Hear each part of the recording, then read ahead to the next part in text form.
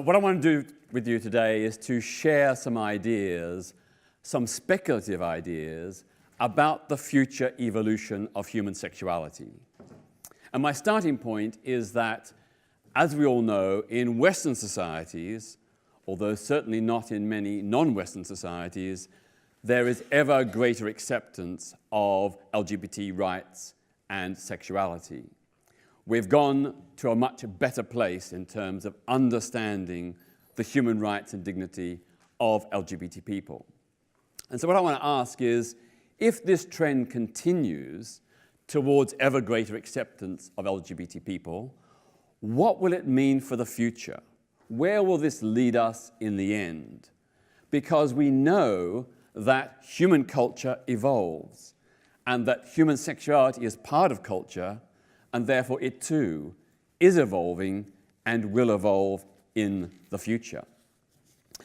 My starting point, I guess, is that if we move towards a more post-homophobic society where human sexuality is no longer an issue, how will that transition to equality, dignity, and respect?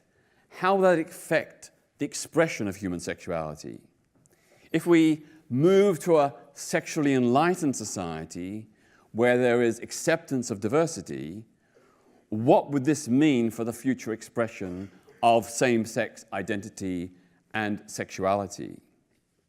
Now, we already know, thanks to a host of different sex surveys, that bisexuality is a fact of life, and that a significant and growing proportion of the population are open to both opposite sex and same-sex attraction. If that is the case, then where will this lead us? If we go back in time in history, we know that Dr. Alfred Kinsey in the United States in the 1940s, he was the first person to give major statistical evidence that the categories of gay and straight are not watertight and mutually exclusive. He discovered that for many people, sexuality is a continuum between people who are 100% heterosexual and those who are 100% homosexual. A lot of people, he found, are to varying degrees somewhere in the middle, a mixture, an amalgam of different sexual desires and attractions. Now, these, of course, may or may not be acted upon, but in his respondents, he found high levels of both opposite sex and same-sex attraction in significant proportions of the many thousands of men and women that he interviewed. An observer poll here in Britain just 3 or 4 years ago found this greater trend towards sexual experimentation as homophobic attitudes decline. It found that of 16 to 24-year-olds, 23% had had a same-sex experience, much higher than the national average and much, much higher than in years and decades past.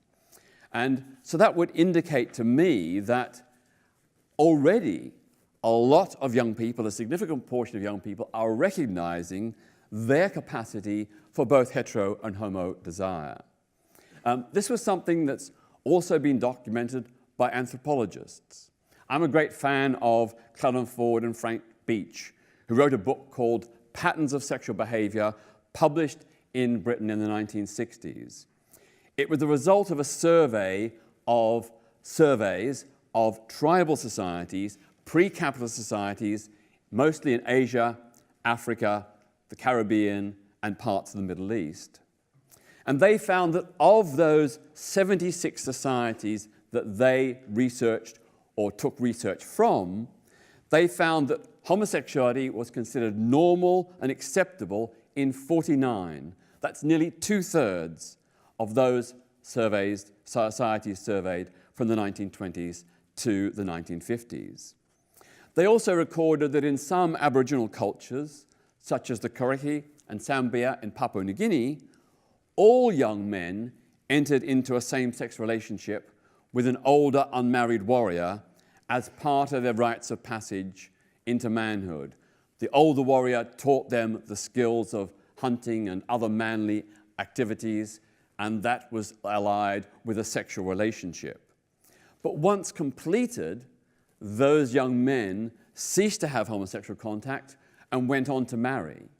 In other words, they went through a phase or a period of homosexuality where they were sexually functional with another male, but then resumed what we might call the traditional heterosexual marriage path for the rest of their lives. And Cullen Ford and Frank Beach and others have concluded this would indicate that human sexuality is much more malleable than many of us acknowledge, that there's a cultural element in terms of expectations and mores that influences the expression of human sexuality. They said that if sexual orientation was pre-programmed at birth, if it was biologically fixed, it would not be possible for people to be bisexual, or, in the case of the Papua New Guinean tribes, to switch from one sexual attraction to another with such apparent ease.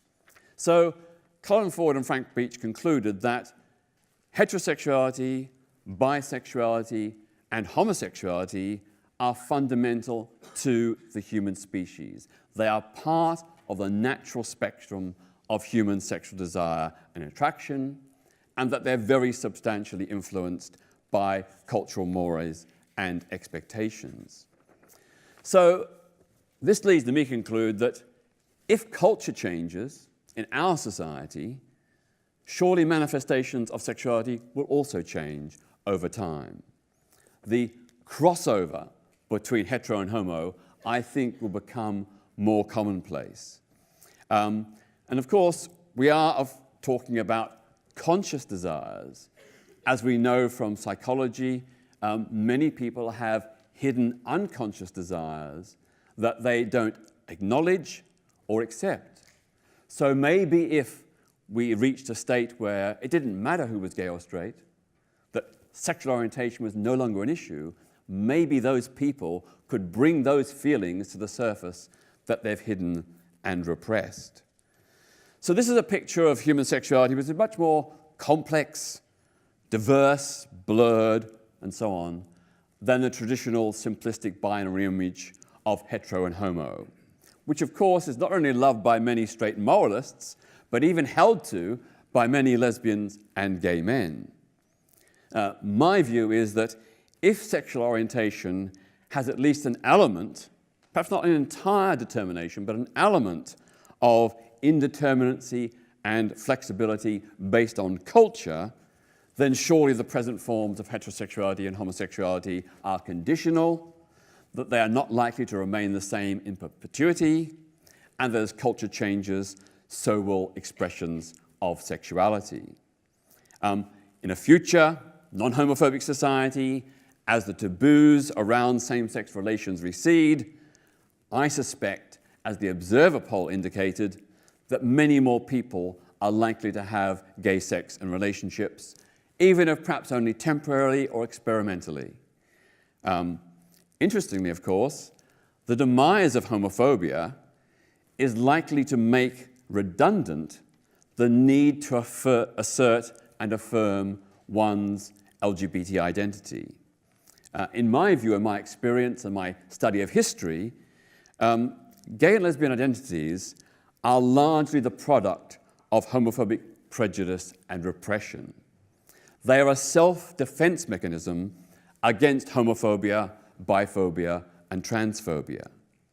So, faced with the persecution that they've suffered, we have suffered, because of same-sex relations, the right to defend those relations had to be defended. Hence the emergence of a gay identity and the gay rights movement. But if in the future, if one sexuality is not privileged over another, if defining oneself so particularly is no longer necessary, then surely the need to assert that right or that freedom or that identity will decline. If no one cares who loves who or who has sex with who, the need for an LGBT identity, I think, will over time decline. It won't have the social relevance and significance that it has today, and nor will the need to affirm one's heterosexuality. That too will become redundant over time. The need to assert those boundaries, those differences, will demise with the demise of straight supremacism. As we evolve to a more sexually enlightened and accepting society, homosexuality and heterosexuality, I think, will begin to fade as separate, exclusive orientations and identities.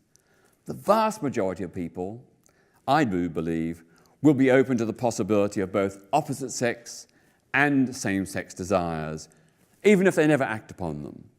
It simply won't be an issue. People will no longer feel the need to label themselves as gay or straight, because in a future post-homophobic society, no one will really care. It won't matter individually, socially, culturally, politically. And therefore, love will transcend sexual orientation. That's the hope I have, the hope that one day the need for different sexual orientations and gender identities will become redundant, and that people like me will no longer have to fight for LGBTI rights. Thank you.